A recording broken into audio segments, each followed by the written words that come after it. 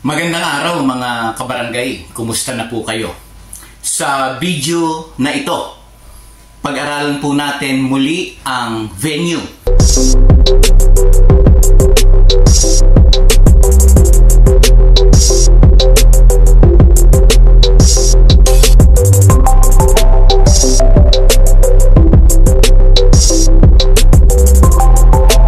Ito pong venue ay matatagpuan sa Section 409 ng Republic Act 7160 o ito pong Local Government Code of 1991. Meron pong isang significant feature ang katarungang pambarangay law as to the venue.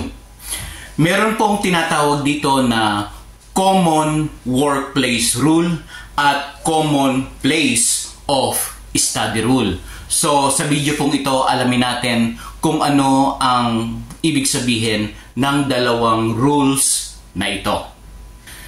Mga kabarangay, unahin po natin itong Common Workplace Rule. Ang Common Workplace Rule ay ini-apply pag ang dalawang requisites ay present. Una, ang naghihidwa ang partido ay parehong nagtatrabaho sa iisang lugar o sa iisang kumpanya. Pangalawa, ang hidwaan ay nangyari sa lugar na kanilang pinagtatrabahuhan at ang mga complainant at ang respondent ay parehong employed dito.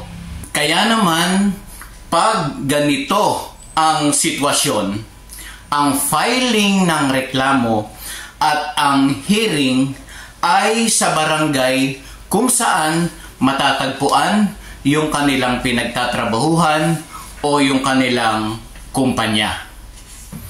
Ayan, pangalawang rule naman tayo mga kabarangay. Ito po yung Common Place of Study Rule.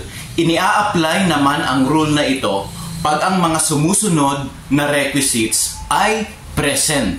Una, ang mga naghihidwa ang partido, ang complainant at ang respondent ay parehong naka-enroll at nag-aaral sa iisang paaralan. Pangalawa, ang nasabing hidwaan ay nangyari sa school o sa paaralan kung saan sila ay naka-enroll o nag-aaral. Pag ganito ang sitwasyon, mga kabarangay, ang filing ng reklamo at ang hearing ay sa barangay kung saan matatagpuan ang nasabing school o ang nasabing paaralan. Paalala ko lang mga kabarangay, kailangan yung hidwaan dito sa workplace, yung hidwaan dito sa school, kailangan po ay covered ng katarungang pambarangay law. Pag hindi ito covered ng katarungang pambarangay law, ay hindi po ito dapat pag-usapan sa harap ng lupon o isettle sa harapan ng lupon tagapamayapa. Kaya mga kabarangay, very short lang po ang video nito. Naisip ko lang na i-share ngayon. Kaya mga kabarangay, ito po muli si Jeffrey at patuloy po na nagpapasalamat sa inyo sa lahat ng mga tumatangkilik dito sa Katarungang Pambarangay Channel. Maraming salamat po.